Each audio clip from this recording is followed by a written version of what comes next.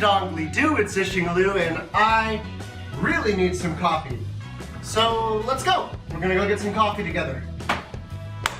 Yeah, I ran out of coffee in the house.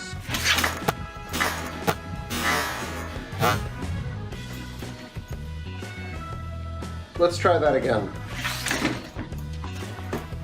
I haven't told you the rest of my trip in Phuket, and I'm thinking that the best thing I can do to do that is to also show you my area in Dongguan. So, man, it's so hard to lock this door. It keeps on sliding open. Finally. I only showed you a video last week up to my second day in Phuket, and that was before I had really seen the island. On the fourth day, I kind of went on this awesome tour, and that was a lot more fun. Because we actually got to do some stuff instead of just walking around those big touristy areas. I mean, I could just keep on showing you street food, right? Between all of these cool chopped ice cream things or meat rotisseries. But I thought I'd give you a glimpse into the tour. I've got my cheat sheet here because I can't remember. This was over a week ago. So I'm gonna try to do my best to explain the tour to you. Man, it's bright out. Okay, so the tour. First thing we did was we went to a big viewpoint up on a mountaintop, and we could see a couple of beaches from there, which was really awesome. And one of the shots, I also got a video of the big Buddha, so that was really cool. It was pretty funny that we drove all the way up the mountain just to drive all the way down the mountain again, because after that we got to play with some elephants. There's a video of me feeding the elephant, and my girlfriend got some pictures of the elephant kissing me on the neck. Dumb picture. And then we went up the mountain again. We saw a big Buddha. In the very front, I didn't take a video of this, but you can kind of see this thing where it says the purpose of the big Buddha. They built it for a lot of reasons. They built it for tourism, because you have to buy tickets to get in. They built it as a sanctuary for the tsunami, because it was on top of a mountain.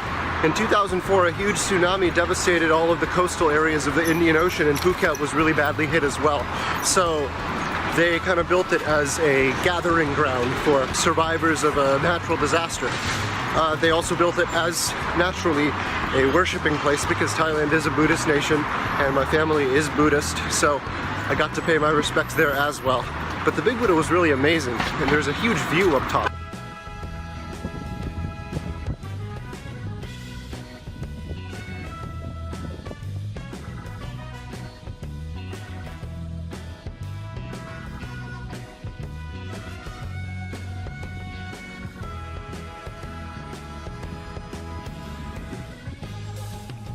And then back down the mountain to the biggest temple in Phuket. You saw last week that I went to the Emerald Buddha and the Royal Palace, and those are more magnificent. But the thing about this temple was inside the temple there would be 100 statues per story of Buddha, 4 stories, so hundreds and hundreds of statues.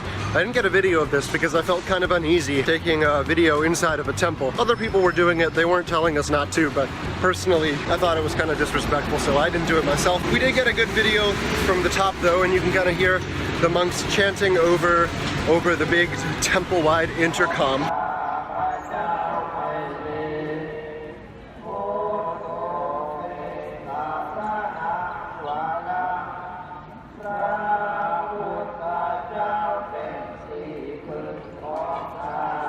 Okay, I'm gonna share something funny with you too. We went to I don't know, they said that we were going to stop somewhere for a coffee break. So we did, but the thing was, we didn't immediately get dropped off at a coffee shop. We got dropped off at this place where it's like a tour of a jewelry museum or something, and it was talking about how great the emeralds and gems and diamonds are at this one place, I guess. But there were just a bunch of tour groups, all in Chinese. So it was this small tour group, you know, me, my girlfriend, and another family sharing this big, I don't know, like just funnel of tourism for jewelry. And after the whole museum part was over, we got dumped into a big showroom floor where we saw hundreds and hundreds of people buying jewelry. So clearly they're bringing these people here for a reason. I mean, I guess they want people to spend their money. Point is, you know, I live in China and I've seen China get so rich so fast. Let's just say that all the people buying jewelry were Chinese. Good for you guys. But you can kind of tell that these Chinese tour groups are getting targeted. Bring the Chinese tour groups here. We're going to make some money by selling them jewelry. You know, good for them. Right behind me, you'll see Wanda Plaza. Wanda is a big real estate developer in China. The son of the founder of Wanda was notorious for buying 4 Apple Watches for his dog, 1 for each leg. There are some funny stories about opulence. Wanda itself is a really awesome mall, and they build these residential communities right behind the malls. You don't really have to go far to get what you need. Man, I can't tell because I'm wearing sunglasses, but I really think I'm really messing up the exposure of all of these shots.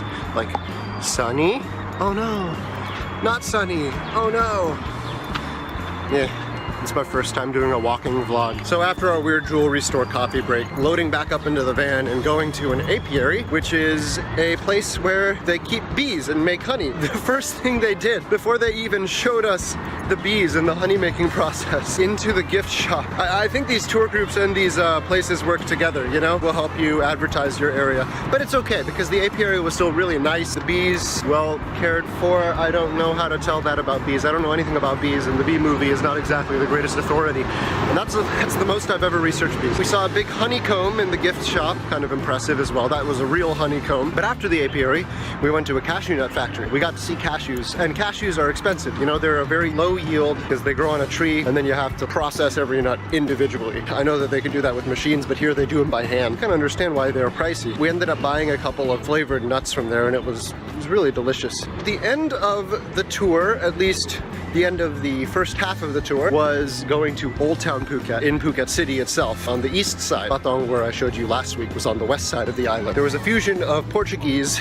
and Chinese architecture, Sino-Portuguese, where you would see the storefronts at the bottom, Chinese style. Everything above the first floor was Portuguese. So it was really interesting to see something similar to what I saw in the Royal Palace last week, which was the fusion of Thai and colonial era architecture. I saw the same thing in Phuket. That was the end of the half-day tour. We bought a full-day tour package, but we got loaded in the same group with the half-day tour. They went back to Patong Beach. We stayed on. We met a new tour guide, and the first thing we did was get lunch. And I hate to say it, but this silly buffet in this silly resort was the best lunch I had that whole trip, because I was trying to eat cheap and save money and be local. It turns out in Phuket that's not the easiest thing, because the whole place is built for tourists, especially if you stay in Patong Beach like I did. After lunch we went canoeing. It was really scary because I didn't have a strap to stop my phone from falling into the water, so the footage might not be the best. You'll see that my fingers get in front of the camera lens a couple times, but that's okay.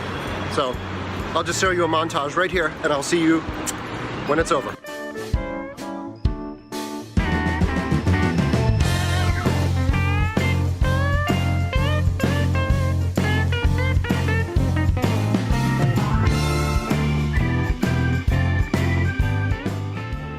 Saw some monkeys after we got off the canoe.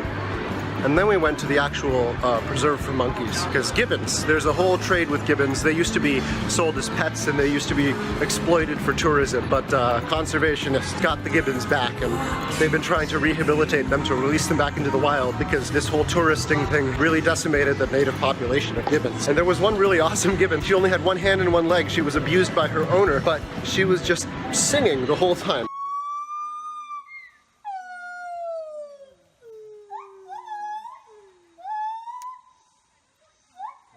We went to a nice local hangout spot. There was a waterfall that people just like to go swim in. We didn't get to do that because we didn't bring our swimsuits. Although I think they told us to and we just kind of forgot. That's okay though. We were hanging out in the waterfall. Not going to say much about it except that it was very pleasant. I got to get my feet wet, got my shoes wet, didn't care. It was awesome. At this point I've already missed the coffee house, but I want to finish talking before I go to the coffee house. After that we went to another jewelry museum. Although we had no idea there was another jewelry museum because of the way that they advertised it on the tour. But this one was better. This one didn't have any tour groups, so it was really relaxing just to go around and admire the jewelry. They had a replica of the throne room, and they had some scale model replicas of royal barges that the kings, you know, ride on the river for ceremony. A lot of cool stuff. I couldn't take any pictures obviously because it was a museum. Then we got to see this cool exhibit on pearls too. Okay, let's turn around and head back to the coffee shop because that was the end of the tour. We went back to Patong, and that was the next to last day we had in Phuket. We checked out at 12 p.m. but our flight didn't leave until 4 the next morning. We ended up just becoming beach bums for a day. I was getting blisters on my feet. My shoes weren't getting dry, so they were rubbing against my skin. Eventually, we sat out on the rocks We had the wind driving. It took a couple of hours. And Era was taking a couple of videos that were really nice as well. In the end, we went to a mall. Actually, I had no idea this mall was in Phuket. It was right next to our hotel, but we missed it for like 3 or 4 days. They had a cool fountain show, and that was when it was time to leave. And we skedaddled. Finally here. 85 is pretty common. These are everywhere in southern China at least. And I'm gonna go get some coffee. I had to come to this corner because the music is really loud. I remember when I first got to Dongwon, people would get excited when you speak Chinese, but Dongwon's reached a point where if they see you and they know you're a foreigner, they're gonna speak English no matter how much Chinese you speak to them. It's exciting, but it's also disappointing because I'm losing my chances to speak Chinese.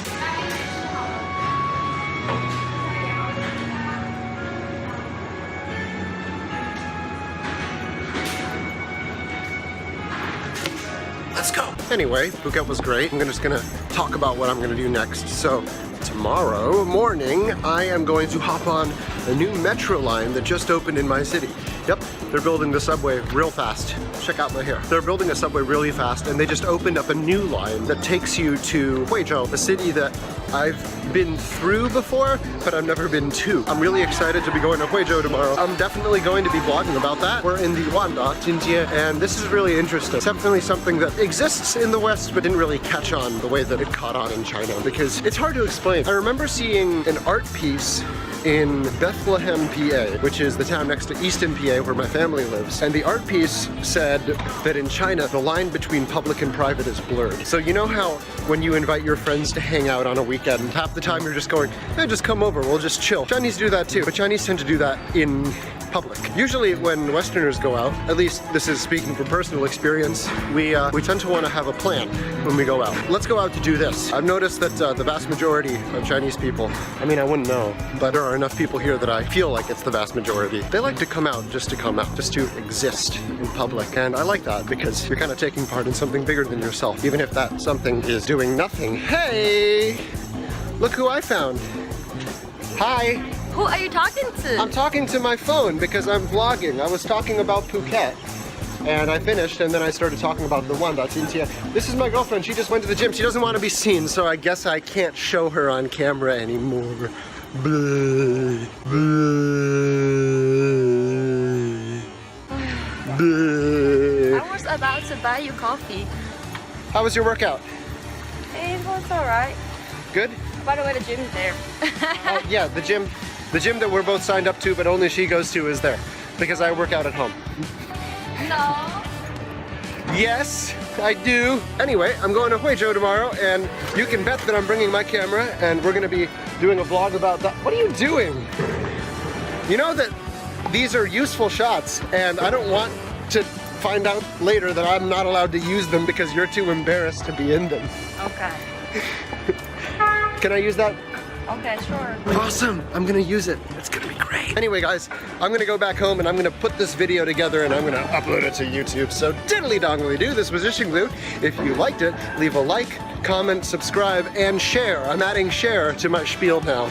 And I will see you guys next time.